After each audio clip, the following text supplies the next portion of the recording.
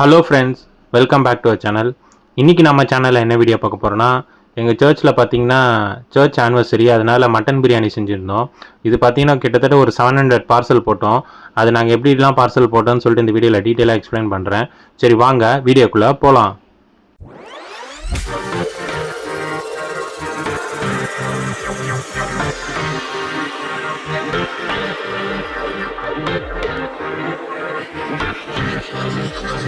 Friends, வருஷம் பார்த்தீங்கன்னா எங்கள் சர்ச் ஆனிவர்சரிக்கு இந்த மாதிரி மட்டன் பிரியாணி செய்வோம். இந்த வாட்டியும் பார்த்தீங்கன்னா அதே மாதிரி மட்டன் பிரியாணி செஞ்சு கிட்டத்தட்ட பார்த்தீங்கன்னா ஒரு 700 பார்சல் போட்டிருந்தோம். 700 பார்சல் நாங்கள் எப்படி போட்டோம்னு சொல்லிட்டு இந்த வீடியோவில் நான் டீட்டெயிலாக எக்ஸ்பிளைன் பண்ணுறேன். இப்போ பார்த்தீங்கன்னா சமயக்காரர் தான் இந்த மாதிரி எடுத்து போடுவார். ஏன்னா அவங்களுக்கு தான் கரெக்டாக தெரியும் பீஸு ரைஸ் எல்லாம் மிக்ஸ் பண்ணி போடுறது. நம்மளாம் எடுத்தோன்னு வச்சுக்கோங்க, அந்த ரைஸ்லாம் உடஞ்சிரும், சில டைம் பீஸ்லாம் உடஞ்சிரும். அதனால் என்ன பண்ணுறோம், அந்த சமைக்கிற அண்டா மூடியிலே அவர் எடுத்து போட சொல்லிடுவோம். இப்போ பாருங்கள் எவ்வளோ ஹீட்டாக இருக்குது. அவங்க அந்த கரெக்டாக அந்த நேக்காக மிக்ஸ் பண்ணி எடுப்பாங்க. இப்போ என்ன பண்ணுவாங்கன்னா, அதை எடுத்து அதில் போட்டதுக்கப்புறம் ஒருத்தவங்க 2 பேர் ஃப்ரண்ட்டில் இருந்தாங்களா, அவங்க என்ன பண்ணுவாங்க, கவர் போட்டு 2 பீஸ் போட்டு வச்சுருவாங்க.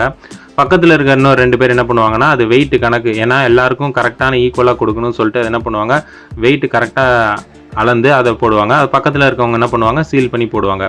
இது இதில் பண்ணுறது எல்லாருமே பார்த்தீங்கன்னா சர்ச்சில் இருக்க மெம்பர்ஸ் தான், யூத்து, மென்ஸ் ஃபெலோஷிப் எல்லோரும் மிக்ஸ் பண்ணி போடுவோம். ஏன்னா இது கரெக்டாக நாங்கள் என்ன பண்ணோம்னா, ஒரு 1 o'clock நாங்கள் யாருக்கெல்லாம் அந்த பிரியாணி டோக்கன் கொடுத்துருக்கோமோ அவங்களுக்குலாம் டிஸ்ட்ரிபியூட் பண்ணோம். இது எல்லாருமே சேர்ந்து செஞ்சால் தான் கரெக்டாக அந்த டைமிங்குள்ளே நாங்கள் முடிக்க முடியும். இல்லைனா மக்கள் அந்த டோக்கன் எடுத்துகிட்டு வந்துட்டு அந்த டைமில் நாங்கள் பார்சல் போடலன்னா ரொம்பவே கஷ்டமாயிரும். அதனால் என்ன பண்ணுவாங்கன்னா, ஆளுக்கு கரெக்டாக அந்த ஒர்க்கை பிரித்து நாங்கள் பண்ண ஆரம்பிச்சிடும். இப்போ பார்த்தீங்கன்னா இவங்க தான் எப்படி போடுவாங்கன்னா, ஃபஸ்ட்டு என்ன பண்ணுவாங்கன்னா 2 பீஸு, அதுக்கப்புறம் கொஞ்சம் ரைஸு. இதை எப்படி போடுவாங்கன்னா, எக்ஸ்பீரியன்ஸ் ஆள் தான் போடுவாங்க. ஏன்னா அவங்களுக்கு தான் கரெக்டாக அந்த பீஸும் ரைஸும் போட தெரியும்னு சொல்லிட்டு எல்லாருமே போட மாட்டாங்க. இவங்க வருஷம் எல்லாருமே இவங்க தான் போடுவாங்க.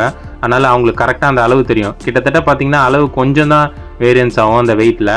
இதுதான் அந்த அண்டா. இந்த மாதிரி 2 அண்டா நாங்கள் பிரியாணி ஃபுல்லாகவே சமைச்சிருந்தாங்க. இப்போ பார்த்தீங்கன்னா இது ஒரு பக்கம் இந்த மாதிரி பார்சல் போயிட்டுருக்கும். ஒரு பக்கம் பார்த்தீங்கன்னா பின்னாடி அது பிரியாணிக்கு தேவையான கத்திரிக்காய், அப்புறமா வெங்காய பச்சடி, இதுவும் ஒரு பக்கம் ஃபுல்லாகவே போயிட்டுருக்கோம். 700 பார்சல் அவ்வளோ ஈஸியாக போட்டுற முடியாது. நம்ம சொல்கிறது சொல்லிடலாம். ஆனால் அந்த 700 பேக்கெட்லேயே அந்த பிரியாணி போடுறதுக்குள்ளே நம்மளுக்கு ரொம்பவே டயர்டாயிரும். ஏன்னா கரெக்டாக அந்த டைமிங்குள்ளே முடிக்கிறதுக்காக நாங்கள் என்ன பண்ணுவோம்னா, ஃபாஸ்ட்டாக ஒர்க் பண்ணுவோம். நான் ஏற்கனவே சொன்ன மாதிரி பின்னாடி பார்த்தீங்கன்னா இங்கே கத்திரிக்காய் பேக் பண்ணுவாங்க. அந்த சைடு பார்த்தீங்கன்னா வெங்காய பச்சடி பேக் பண்ணுவாங்க. இந்த மாதிரி தனித்தனியாக பிரிச்சுப்போம். பிரித்தா தான் அவங்களால அந்த ஒர்க்கை சீக்கிரமாக முடிக்க முடியும். இதெல்லாம் பேக் பண்ணி முடிச்சதுக்கப்புறம் இன்னொரு 3 பேர் என்ன பண்ணுவாங்கன்னா, இந்த பார்சல்லாம் எடுத்து என்ன பண்ணுவாங்கன்னா, ஒரு பக்கம் கவுண்ட் பண்ணிக்கிட்டே இருப்பாங்க. கரெக்டாக அந்த 700 பார்சல் வந்துருச்சான்னு. ஏன்னா கணக்கு தெரியாமல் நம்ம பாட்டு போட்டுறக்கூடாதுன்னு சொல்லிட்டு அது கவுண்ட் பண்ணி வச்சதுக்கப்புறம் என்ன பண்ணுவாங்கன்னா, இன்னொரு 3 பேர் என்ன பண்ணுவாங்கன்னா, வெங்காயம், அதுக்கப்புறம் கத்திரிக்காய் பச்சடி, பிரியாணி இதெல்லாமே என்ன பண்ணுவாங்கன்னா, ஒரு கவரில் போட்டு தனித்தனியாக ஒரு இடத்துல அடுக்கி வைப்பாங்க. அதுக்கப்புறம் என்ன பண்ணுவாங்கன்னா, அந்த டோக்கன் கேட்டு வரவங்களுக்கு கரெக்டாக டிஸ்ட்ரிபியூட் பண்ணுவாங்க. இந்த மாதிரி தான் நாங்கள் ஒர்க்கெல்லாம் பிரித்து செய்கிறனால எங்களால் கரெக்டாக அந்த 1 o'clock முடிக்க முடியும். இந்த மாதிரி 2 அண்டா ஃபுல்லாகவே பிரியாணி செஞ்சுருப்பாங்க. அந்த 700 பார்சல் வந்ததுக்கப்புறம் என்ன பண்ணுவாங்கன்னா, மீதி இருக்க பிரியாணிலாம் என்ன பண்ணுவாங்கன்னா, யாராவது கஷ்டப்பட்டவங்க பார்சல் சாப்பாடு கேட்டாங்கன்னா அவங்களுக்கு கொடுத்துருவாங்க. இல்லைனா என்ன பண்ணுவாங்கன்னா, ஆஃபனேஜ் அந்த மாதிரி எடுத்துகிட்டு போய் கொடுத்துருவாங்க. இப்போ பார்த்தீங்கனாலே தெரியும், இவங்களாம் என்ன பண்ணுவாங்கன்னா, இப்போ பாருங்க, இந்த பையனை பார்த்தாலே தெரியும், கரெக்டாக அந்த வெயிட் பார்ப்பான். அது கொஞ்சம் கம்மியாக இருந்து எதாவது இருந்ததுன்னா கொஞ்சம் ரைஸ் போட்டு அதை கரெக்டாக அந்த வெயிட் ஈக்குவல் பண்ணிவிட்டு, பக்கத்தில் இருக்க அந்த சின்ன பையன் என்ன பண்ணுவான்னா, அதை சீல் பண்ணி கரெக்டாக போடுவான். சீல் பண்ணி போட்டவொடனே பின்னாடி 2 பேர் இருப்பாங்க.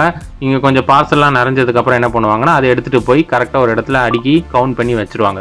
கவுண்ட் பண்ணி வச்சதுக்கப்புறம் அந்த 700 பார்சல் வந்ததுக்கப்புறம் நாங்கள் என்ன பண்ணுவோன்னா, இதுக்கப்புறம் வர பார்சல்லாம் என்ன பண்ணுவோன்னா, கொஞ்சம் வெயிட்டை கொஞ்சம் அதிகமாக போட்டு யாரெல்லாம் கஷ்டப்படுற மக்களுக்கெல்லாம் கொண்டு போய் கொடுத்துருவோம். ஏன்னா 700 பார்சலுக்காக நான் என்ன பண்ணுவோன்னா, கரெக்டாக அந்த வெயிட்டு கணக்கில் பண்ணால் தான் எங்களால் அந்த கவுண்ட் கொண்டு வர முடியுன்றனால கரெக்டாக கவுண்ட் கொண்டு வருவோம். அது கவுண்ட் வந்ததுக்கப்புறம் என்ன பண்ணுவாங்கன்னா, பாக்கெட் ஃபுல்லாகவே பிரியாணி போட்டு பார்சல் பண்ணி வச்சுருவாங்க. இப்போ பார்த்தீங்கனாலே தெரியும் பாருங்கள். அடுத்தது பாருங்கள், இவர்கிட்ட தான் கரெக்டாக எடுத்து போடுவார் அந்த ரைஸ். அவருக்கு தான், ஏன்னா நாங்களாக எடுத்தோன்னா பீஸ் கம்மியாக அப்புறம் ரைஸ் அதிகமாக வந்துடும். அதனால் அவர்கிட்டே நாங்கள் கொடுத்துருவோம். ஒவ்வொரு வாட்டியும் அவர் தான் எங்களுக்கு எடுத்து போடுவார். ஃப்ரெண்ட்ஸ், எங்கள் சர்ச் ஆனிவர்சரிக்கு நாங்கள் எப்படிலாம் பிரியாணி பார்சல் பண்ணுறோன்னு சொல்லிட்டு உங்களுக்கு டீட்டெயிலாக எக்ஸ்பிளைன் பண்ணியிருக்கேன். இந்த வீடியோ பிடிச்சிருக்குன்னு நினைக்கிறேன். அதே மாதிரி யாரெல்லாம் பிரியாணி லவர்னு சொல்லிட்டு எனக்கு கமெண்ட்டில் சொல்லுங்கள், நானும் தெரிஞ்சுக்கிறேன். ஏன்னா நானும் ஒரு பிரியாணி லவர் தான். எனக்கு ரொம்பவே பிரியாணி பிடிக்கும். அதுவும் மட்டன் பிரியாணினா ரொம்பவே பிடிக்கும். வேறு ஏதாவது வீடியோ போனால் எனக்கு கமெண்ட்டில் சொல்லுங்கள். அந்த வீடியோ நான் அப்லோட் பண்ண ட்ரை பண்ணுறேன். இந்த வீடியோ பிடிச்சிருந்துன்னா உங்கள் ஃப்ரெண்ட்ஸுக்கும் ஷேர் பண்ணி விடுங்க. மறக்காமல் நம்ம சேனலை சப்ஸ்கிரைப் பண்ணுங்கள். நிறைய பேர் நம்ம சேனலை சப்ஸ்கிரைப் பண்ணாமலே பார்க்குறீங்க. நீங்கள் கொஞ்சம் சப்ஸ்கிரைப் பண்ணிங்கன்னா எனக்கு கொஞ்சம் மோட்டிவேஷனாக இருக்கும். உங்களை ஒரு நெக்ஸ்ட் வீடியோவில் சந்திக்கிறேன் ஃப்ரெண்ட்ஸ். பாய்.